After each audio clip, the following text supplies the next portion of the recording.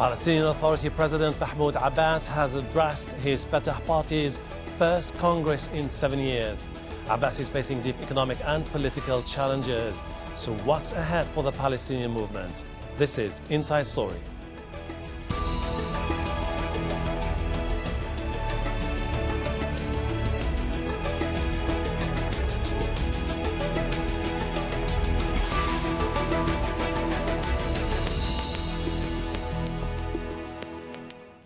Hello and welcome to the program. I'm Hashim Al-Barra. Leaders of the Palestinian movement Fatah have been meeting in Ramallah this week. The first thing they did was re-elect Mahmoud Abbas as their leader, solidifying his decade-long hold on power. This is Fatah's first party conference since 2009. It's supposed to be held every 4 years, but critics say the event's been repeatedly postponed because of divisions within the party. And they say Abbas's re-election shows that his opponents have been silenced. We'll talk to our guests in just a moment, but first, Bernard Smith has this report from Ramallah. At 81 years old, Palestinian President Mahmoud Abbas shows no signs of giving up power. We took our people's cause and struggle to a new level of achievements. The most significant was UN non-member states recognition. But outside this Fatah Party Congress, that power is diminishing. He can do nothing to stop Israel's expanding settlements, dividing up what is supposed to be, one day, a Palestinian state. And Hamas won't give up its control of Gaza. Instead of tackling high unemployment, worsening living standards, education and medical care, he talked about resuming negotiations. Talks that got us into this mess in the first place. 60% of Palestinians are under the age of 30 and around half of them are unemployed. Of course, they want an end to Israel's occupation, but their priorities are work and their futures. Politics is not my priority, to be honest. I just want to have a decent life, achieve my goals and be happy. Unfortunately, our expectations are being lowered by the day. They live in their world. They talk to the media, but no one represents us, the youth. Nothing will change. The leadership will remain the same. Of course the occupation won't go away. The minimum wage won't go up, graduates won't find jobs. Nothing will change because the occupation wants the situation to remain as it is.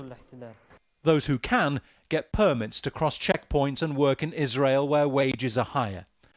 Fatah has to manage a drop in foreign aid donations and increase economic activity under the constraints of Israel's occupation. Critics and some supporters of the Palestinian president are hoping that new leaders with fresh ideas and strategies will be introduced at this first Fatah Party conference in 7 years.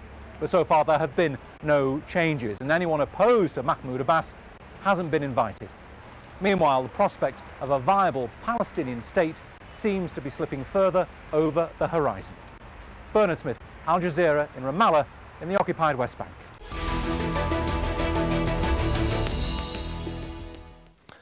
Let's bring in our guests. Here in the studio, Ibrahim Fraihat, Associate Professor at the Doha Institute for Graduate Studies. In Ramallah, Ghassan Al-Khatib, Lecturer at Bayezid University and former Director of the Palestinian Authority Government Media Center.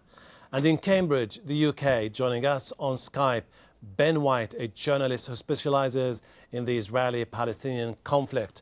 Thank you very much indeed, gentlemen, for joining us. Let me start by asking Mr. Ibrahim Fraihat this. This conference was expected to tackle major issues, but it ended up coming up with one decision, which is basically unanimously re-electing Mahmoud Abbas as chairman of Fatah. Do you find this as a major achievement or a major setback? There are three major challenges that this Fatah Congress has to deal with. One, and it's the most important, which is a national strategy for the liberation of Palestine and to deal with Israel. That's one. The second is electing a Palestinian leadership after this issue that has, the debate within the Fatah leadership. and also is the relationship with the Palestinian Authority. We're talking about Fatah and we're talking about the Palestinian Authority. And we're seeing that Fatah is holding its Congress, actually, it's at the headquarters of the Palestinian Authority, which is in a way is like, the Republican Party in the US holding its Congress in the White House. So defining or redefining this relationship between Fatah and the Palestinian Authority is a major challenge. And this Congress should come up with a strategy to respond to the aspirations of the Palestinian people of liberation and building a state, which is the most important in all of the three challenges. But the third one, which is we're talking about the leadership, that has showed successful re-election unanimously of Abbas, but it doesn't say about more than that so far. Let's bring in Ghassan Al-Khatib. Mr. Ghassan, you've served in different governments in the past. This was expected to sort of groom the next generation of leaders who will take over Fatah in the near future. The only decision that has been made so far is just re-electing Mahmoud Abbas. What do you think about it? I think it's early to make judgments about the outcome of this conference. We know that it's far from perfect, but the situations here is not perfect. And therefore, our expectations needs to be a little bit more realistic. The mere fact that the president managed to convene this Congress is an achievement by itself.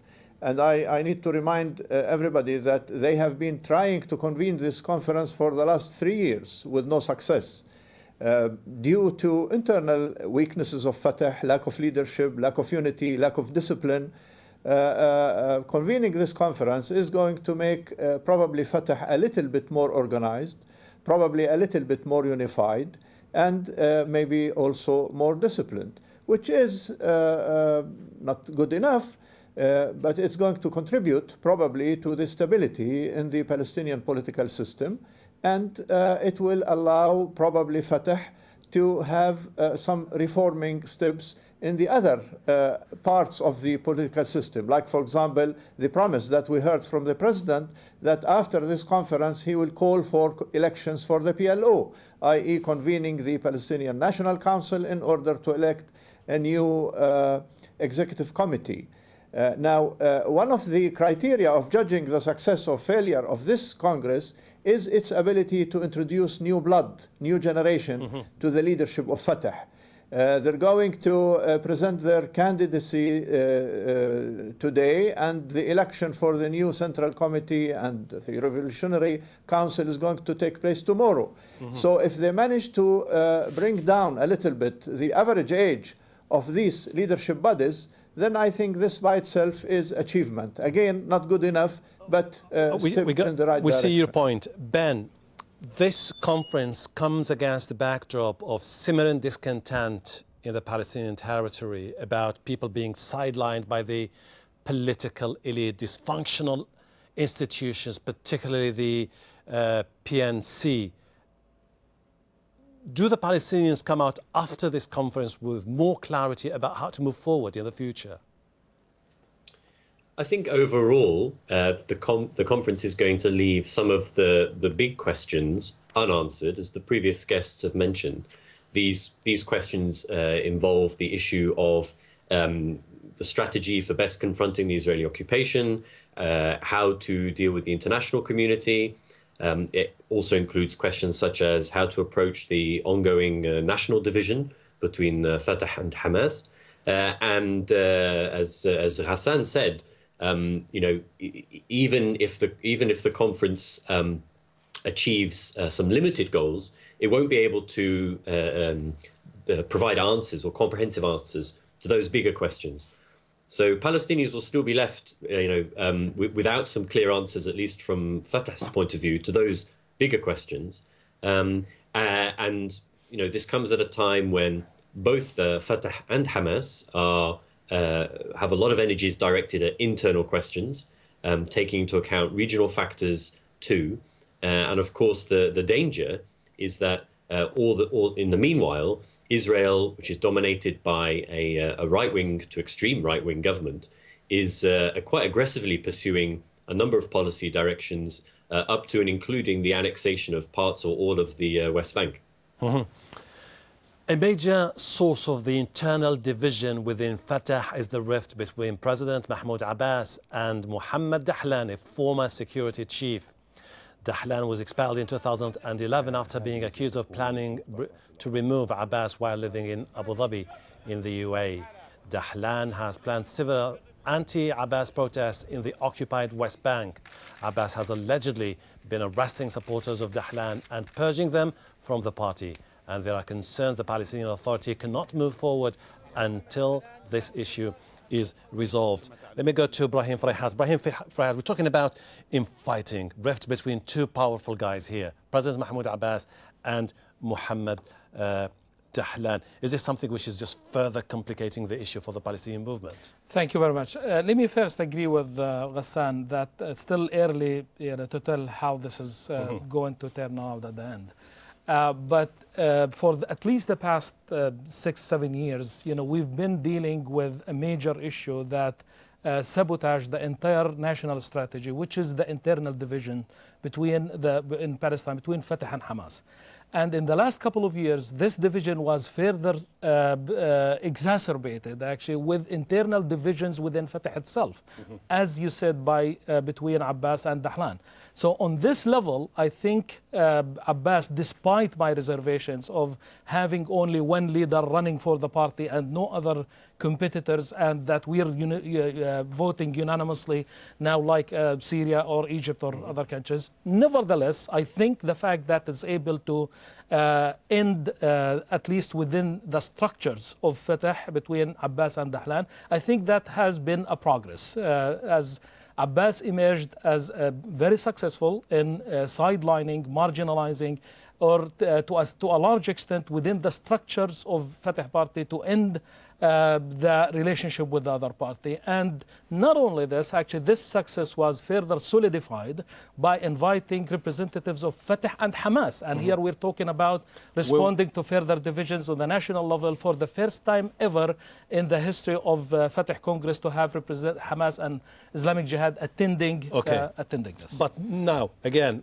let me go back to Mr. Ghassan Al-Khatib. Mr. Ghassan, supporters of Dahlan say that this is not the way to solve internal problems by re-electing Mahmoud Abbas, and that in fact they should have reached out to every single person who is opposed to Mahmoud Abbas to be able to show the world that a vibrant democracy is about difference, and that what happened during the conference was just a travesty. What do you think about it? Well, as I told you, this Congress is far from perfect if we judge it as a party Congress. However, we again have to be realistic. This division in Fatah is part of the nature of Fatah, unfortunately, whether we like it or not. I mean, Fatah has never been more or less unified. There are always all the kind of difficulties in Fatah. And probably the reason is that Fatah does not want to define itself as a party, does want to emphasize always the fact that it's a movement that should be able to include as much as possible of the different tendencies in Palestinian, among Palestinian people. Part of the nature of Fatah also is that the membership is not well defined. And therefore, throughout the history of Fatah, you have, unfortunately, this level of disunity, this level of differences, this level of semi-chaos in all their history. Even during President Arafat, he also had rivalry leaders who have been contesting his leadership and challenging him, and sometimes included in his conferences and sometimes excluded. And they had also internal violent fights in their history. This is unfortunately the nature of Fatah. It hasn't improved, and I don't think it will improve unless if it was redefined, which is not going to happen. I see your point. It's an internal issue that we do not have much of details about, but I don't see it as an exception vis-a-vis the history of Fatah. Ben, Mahmoud Abbas is someone who carefully chooses his words, but during this conference he was quoted saying that we don't interfere in the internal affairs of Arab countries, and therefore we will not allow anyone to interfere in our own affairs. He was, I think, basically alluding to the fact that he's very upset about regional powers backing Hamas-Dahlan. Isn't this something that could just further undermine the chances of the Palestinian Authority and Palestinian leadership to move forward in the near future?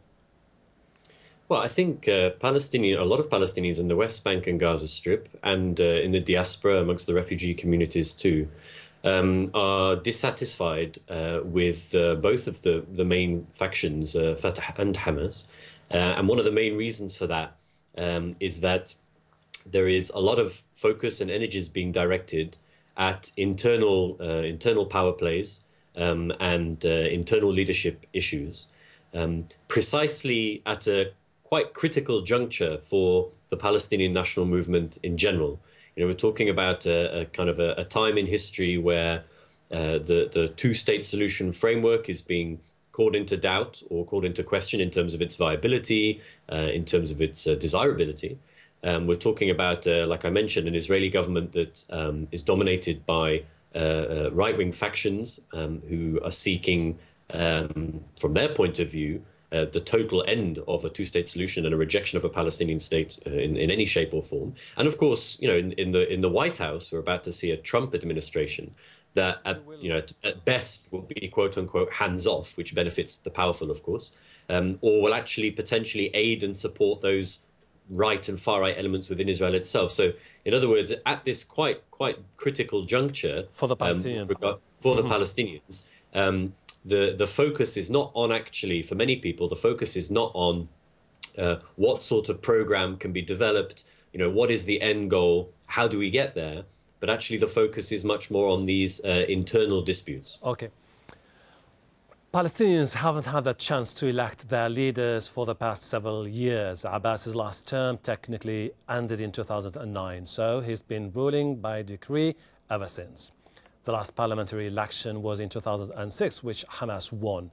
Hamas then took over Gaza and expelled Fatah from there. And municipal elections in the occupied West Bank and Gaza were scheduled for October this year, but they were halted by a Ramallah court ruling. Brahim, you were talking earlier about reconciliation between Hamas and Fatah. This has happened in the past many times. We've seen many meetings in the past, just recently between Khalid Mish'al, the leader of Hamas, and Mahmoud Abbas. Is this a genuine rapprochement between the two parties, or is it just an attempt by Mahmoud Abbas to sideline his opponents? I think so far this step, again, despite its significance, that it's the first time ever in the history of the Fatah Congress to have representatives of Hamas and a letter from Khalid Mish'al being read in the Congress and of the Islamic Jihad. Despite the symbolic significance, I'm not sure actually this is going to take us anywhere. Major reason is that the problem with the divisions between Fatah and Hamas is really not about Fatah and Hamas or the leadership. I'm not in any way questioning the wills of both parties in order to unify and have a unified strategy and lead the strategy. The bigger problem is a structural problem, Israel, right, which Israel will never allow for a unity to happen, and that every time there is, as you said, there were so many attempts, and the last actually was here in Doha, right, when Abbas and Mish'al met, and they made serious commitment in order to proceed with the unity. And this is actually another step to build on the last Doha meeting, is to have Hamas, come and attend. But how this is going to deal with Israel, and how is Israel going to respond to this? That's where the major problem, which is, by the way, my biggest concern over this Congress, is that how you're going to come up with a national strategy that's going to deal with the most important thing for the Palestinian people, which is the liberation of Palestine, rather than just being burdened and overwhelmed with governance issues and problems that will never find the solutions, like unemployment and other things. Mr. Ghassan, do you see an interim unity government anytime soon? No, I don't actually, in spite of this positive sign of having representatives of Hamas. But I think that if this conference is going to conduct election within Fatah, probably that might stimulate elections in other aspects and parts of our political system, the absence of which in the last 10 years was probably a major source of stagnation within the Palestinian political system that is becoming sort of rotten due to the lack of election, lack of movement, lack of accountability, lack of any new blood coming into it, lack of any circulation in it. Therefore, if there's one hope from this conference is that it might encourage going into a series of elections in the other parts of our system. For example, that might encourage the rest of the Palestinian factions to go for election, which is not happening for a while. That might enable and convince Fatah to go for election in the PLO and hopefully in other components of the Palestinian political system. And election, if it allows to take place here and there, it will definitely shaken this stagnant structure and probably make it more vibrant, make it more vital and more effective in dealing with internal challenges such as the split and probably external challenges such as the Israeli aggression and settlement expansion, right. etc. Now, Mr. Ben, one of the reactions, Israeli reactions to the speech made by Mahmoud Abbas during the conference was basically from the Energy Minister Yuval Stanitz, who said that Abbas is the #1 enemy of Israel because he refuses to recognize the Jews' right to self-determination. How do you see the future of the peace process between the Palestinians and the Israelis against the backdrop of the current situation? Yeah, well, I mean, obviously, we know that the so-called peace process, shaped by international guardians like the Quartet in the US, has been on a life support machine for a few years now, if not pronounced clinically dead. And the statements and the engagement that we get from the likes of the EU and other bodies have a very stale flavor. They are copy and paste statements, and there is no roadmap by these international players to drive out of this diplomatic dead end that they've driven themselves into. And I say that because in relation to Fatah, because aside from the role of domestic pressure in these international countries and things like the BDS campaign, the only thing that will really shake up the international actors is the Palestinian leadership itself, and you know, the Palestinian leadership's choice, for example, to reject strategies that have not worked now for a couple of decades at least. The way in which US-led or Quartet-led bilateral negotiations and the peace process has actually enabled an environment where Israel feels that it can and does violate Palestinian rights with impunity.